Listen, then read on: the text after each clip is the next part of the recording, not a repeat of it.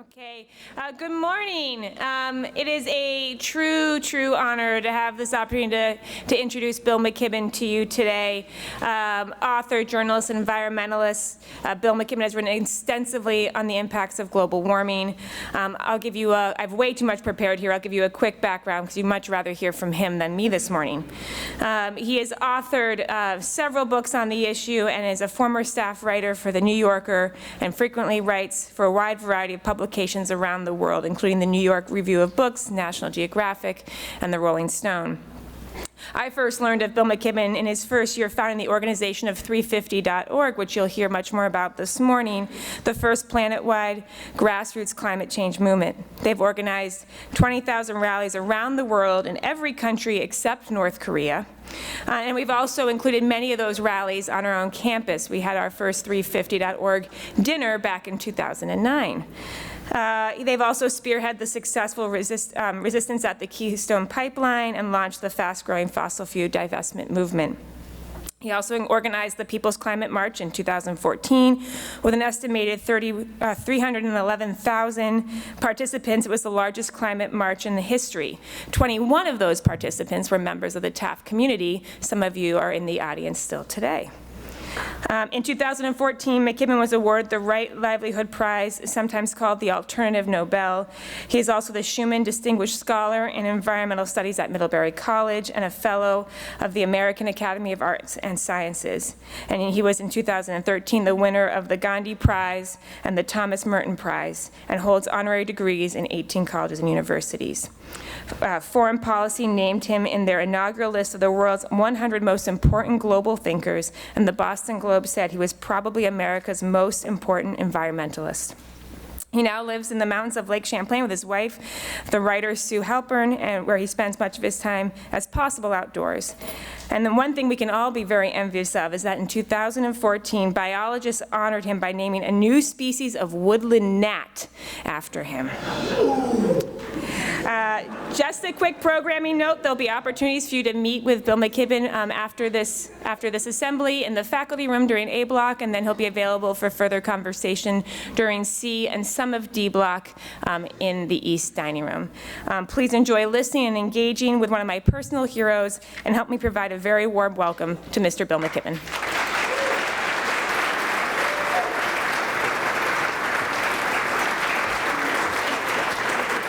Well, thank you for that kind introduction, and it is a great pleasure to be with you. Our time is short. I've been told to talk for 22 minutes, so I'm going to jump right in. And there are people who say that it is not fair to burden young people with too much dreary information about the fate of the planet on which you live. I confess I'm not among those people, so I'm going to burden you with dreary information for a few minutes and then do my best to provide some idea about how we might deal with it. I wrote the first book about climate change. It came out in 1989, so long before you were born. At the time, we knew that we were facing trouble. We knew that when we burned coal and gas and oil, we put carbon into the atmosphere, and we knew that its molecular structure trapped heat that would otherwise have radiated back out to space. What we didn't know then was how fast this would happen and how hard it would bite. And the story of the last quarter century is it's happened much faster than we thought it would, and it's bitten much harder. We look around the planet right now, and we see ourselves in the midst of enormous flux and change. The most important thing that's happened in your lifetime, sometime, some invisible moment in the last 20 years, we crossed some line and left behind the Holocene, the geologic era that defines the last 10,000 years, a period of benign climatic stability that coincided, probably not coincidentally, with the rise of human civilization. And now we're in some new dispensation for what we don't yet really have a name, though some have begun to call it the Anthropocene, the world made by man.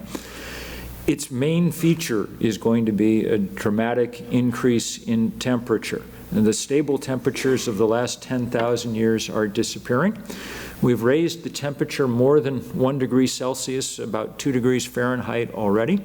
That doesn't sound like an enormous amount. If the temperature was 1 degree higher when we walked in here, or when we leave, than when we walked in, we wouldn't be able to tell the difference. But on a planetary scale, it turns out to be an enormous amount of heat. The extra amount of heat that we trap each day is the rough heat equivalent of 400,000 Hiroshima-sized explosions. You can tell how much heat we're trapping because of the changes that we see. More than half of the summer sea ice in the Arctic is gone. As we sit here today, we're at record levels for the least ice in the Arctic at this date. Think how much heat it would take to melt millennia-old, meters-thick ice across a vast, vast portion of the planet's surface. And then understand that when you start processes that big in operation, you begin very quickly to cause new problems. That nice white ice at the top of the Arctic used to reflect about 80% of the sun's incoming radiation back out to space. Once it's turned to blue water, it just absorbs that sun's heat, amping up this reaction. The oceans are about 30% more acidic than they were 40 years ago because the chemistry of seawater changes as it absorbs this excess carbon we've poured into the atmosphere. On land, because warm air holds more water vapor than cold, we see big increases in drought in arid areas, and we see vast increases in flood in wet areas. Water only stays in the atmosphere 7 or 8 days. Once it's evaporated, it tends to come down now in great gushing storms, the kind that cause tremendous flooding. Sea levels have begun to rise and rise quickly. That's why coastal storms and hurricanes have become much more devastating. Some of you probably remember Sandy from 4 years ago, or for that matter, Hurricane Matthew from 10 days ago, which left behind an enormous human toll, especially in Haiti, where at least 1,000 people died initially and where there's a huge cholera outbreak underway. And what happened in Haiti and what's happening in sub-Saharan Africa, where there's tremendous drought, in low-lying island nations across the Pacific, where people are having to evacuate their homes ahead of rising sea levels, those things illustrate one of the worst parts about climate change, which is that effects are felt first and worst among the people who have done the least to cause them. You all know enough about global economics to know that your average Haitian is not burning much coal or gas or oil and contributing to the problem that we face. That's us in this part of the world. This is by far the biggest problem that human beings have ever faced, and it'll probably dominate the politics of your lifetimes. That's because the 1 degree that we've raised the temperature so far is, on current trends, going to be about 3 degrees Celsius, 3.5, 7 or 8 degrees Fahrenheit, unless we very quickly get our act together. We won't be able to have civilizations like the ones we're used to having. If we let that happen, we simply won't be able to grow the food that would support them. And so the good news is that we more or less know what to do now. We didn't 25 years ago. 25 years ago, things like solar energy and wind energy were still in their infancy, on the horizon. That's no longer the case. The engineers have done a tremendous job of figuring out how to deploy these technologies. The price of a solar panel has dropped 80% in the last 10 years. That may be the most important economic statistic on the planet, because it means that if we wanted to, we would be able to quickly replace coal and gas and oil. The Stanford professor Mark Jacobson and his team have demonstrated in the last few years how we could do that in every state in the Union, in every country on the planet, by 2030 or 2035 at an affordable cost. And you can tell that it's possible because the few places that have really tried have shown remarkable progress. Denmark generated 49% of its power from wind last year, which either means that the Danes have figured out some way to hog the world's wind supply for themselves, or that they have the political will to put to use the technologies available to all of us. Costa Rica, in the developing world, managed for 10 months last year to generate all its power from renewable energy. These are good signs about what we could be doing, but by and large, we are not doing them, at least not fast enough to begin to catch up with physics. You might well ask, why, if we face a crisis of this dimension, and why, if we have a reasonable solution, a workable solution, albeit one that would take some real work to put into effect, why we are not doing it, why it is not an all-out effort. And the answer to that question is that the biggest industry on earth, the fossil fuel industry, has worked very hard to make sure that we do not change in any way.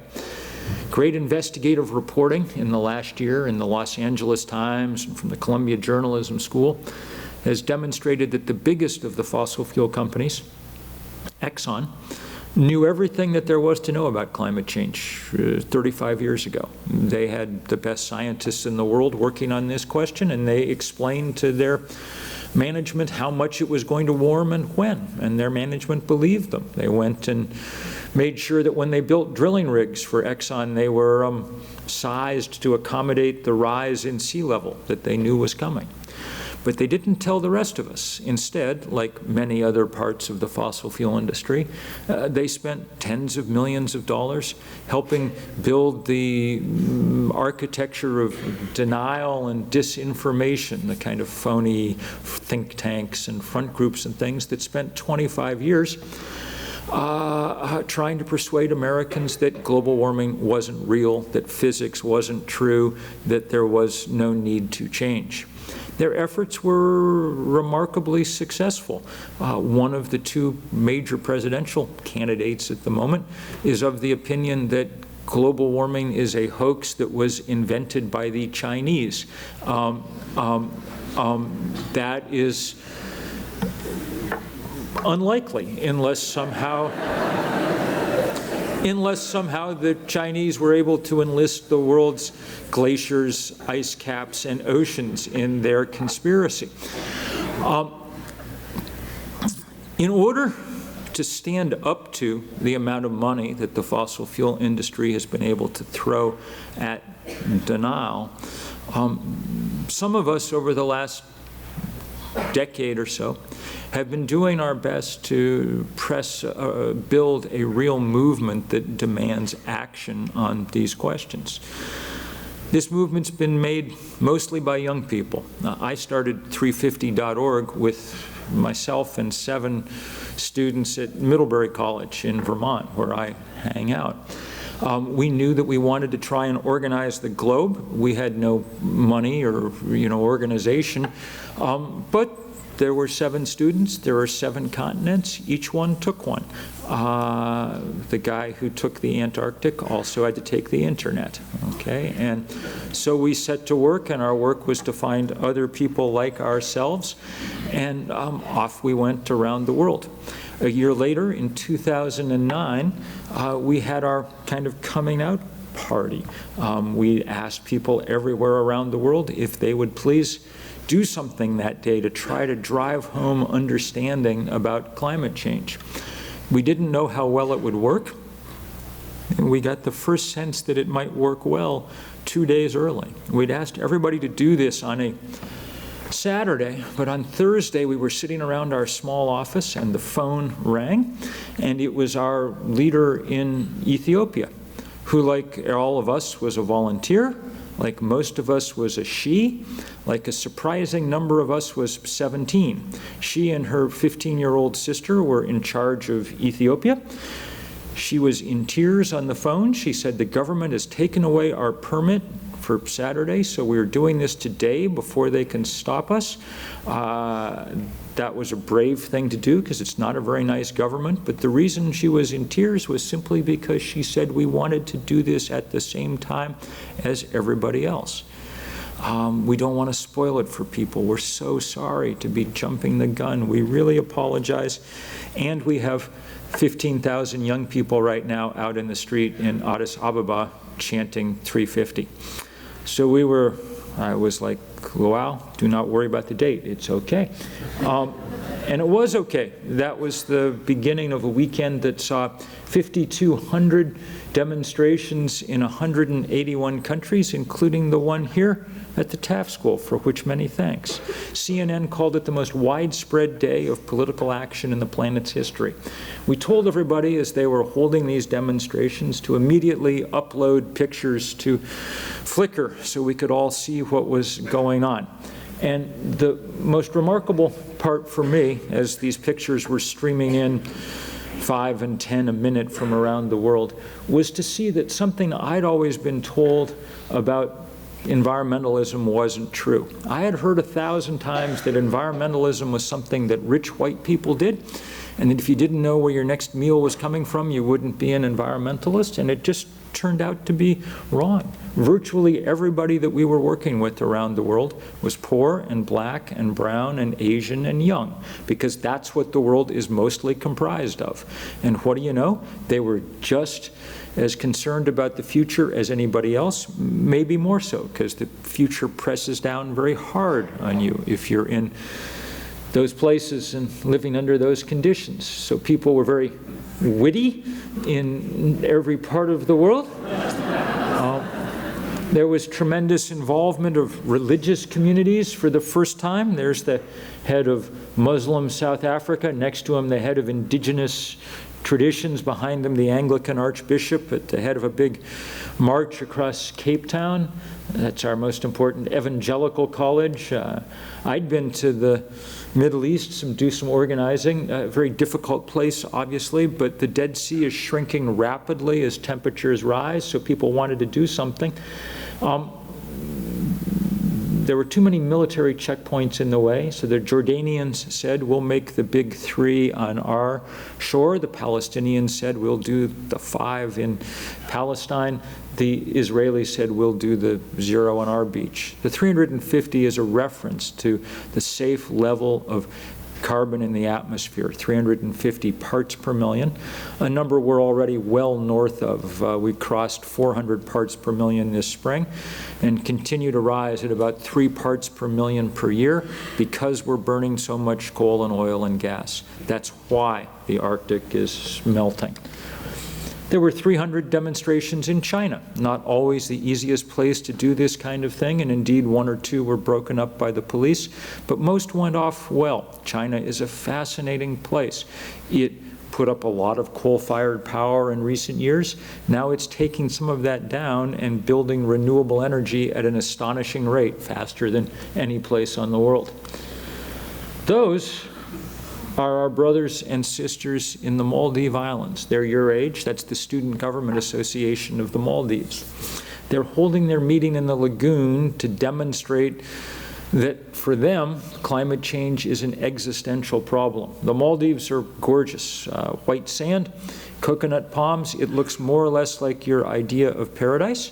The only problem is that this archipelago strung 1,000 miles over the equator in the Indian Ocean, the highest point in it is about 1.5 meters above sea level. Not a good place to be on a rapidly warming planet. They are doing what they can to defend their culture, which has been there for 5,000 years. Unless we get our act together very quickly, it's unlikely that they will last out the century.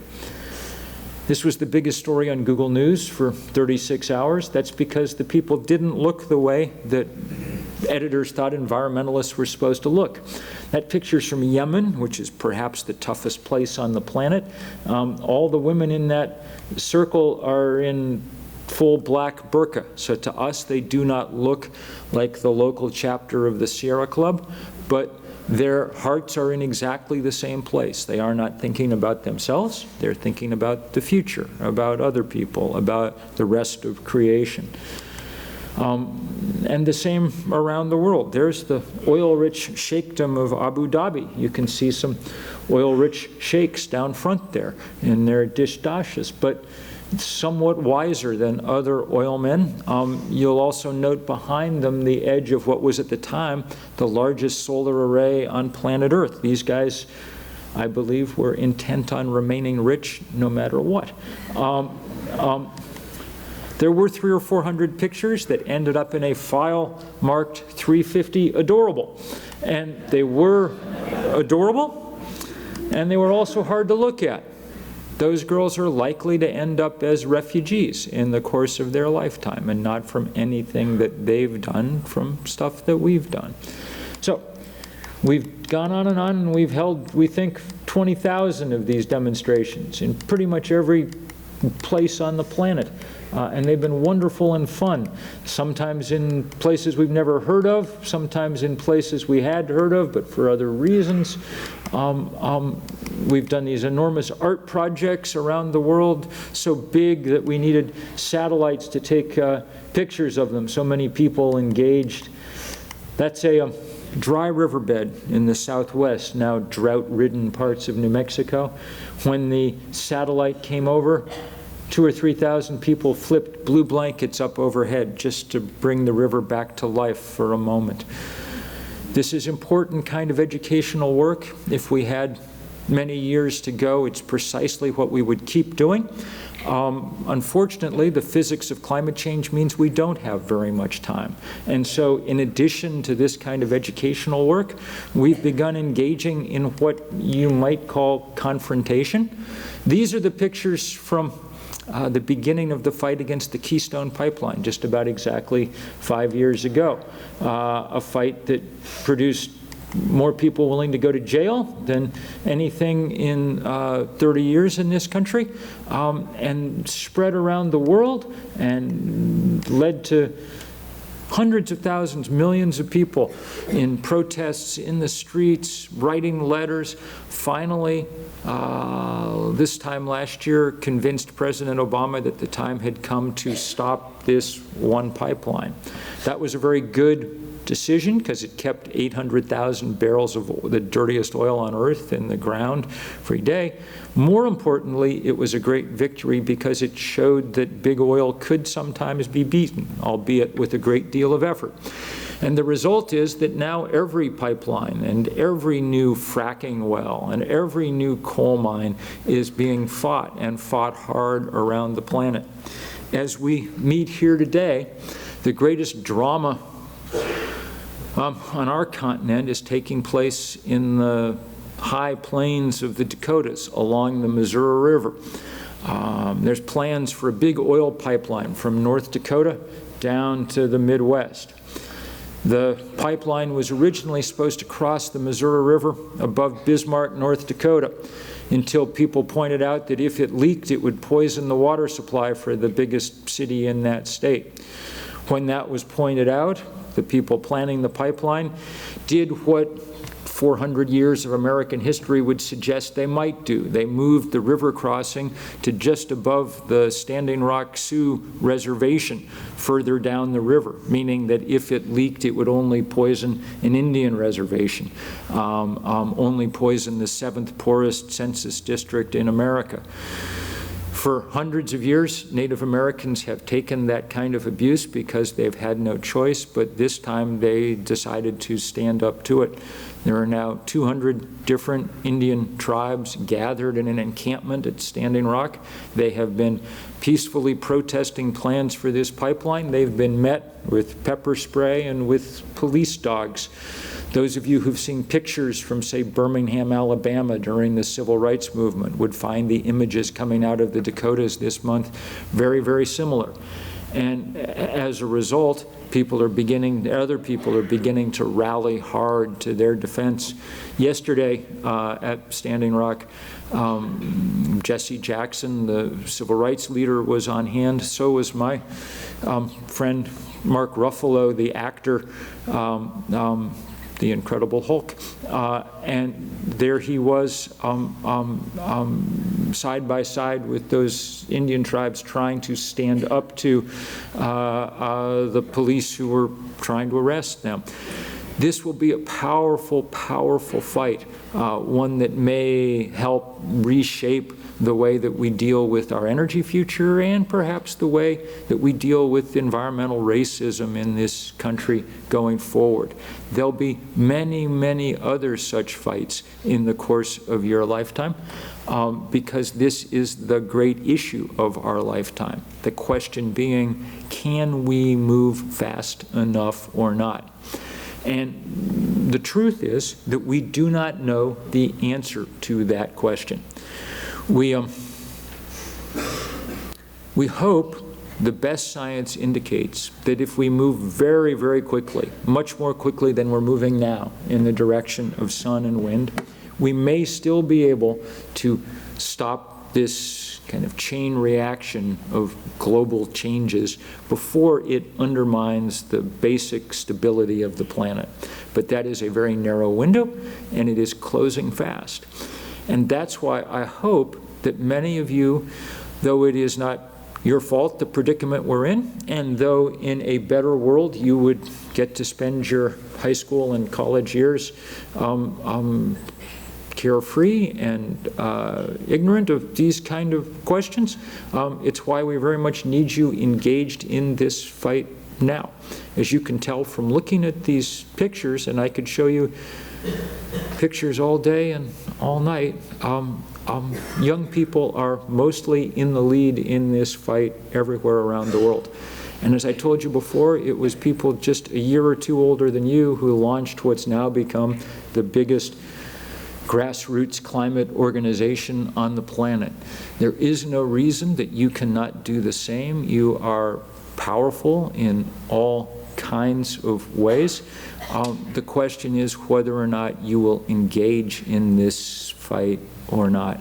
I hope that you do, and if you do, I look forward to being shoulder to shoulder with you all. And having used my 22 minutes, I am now going to stop and just say thank you very much.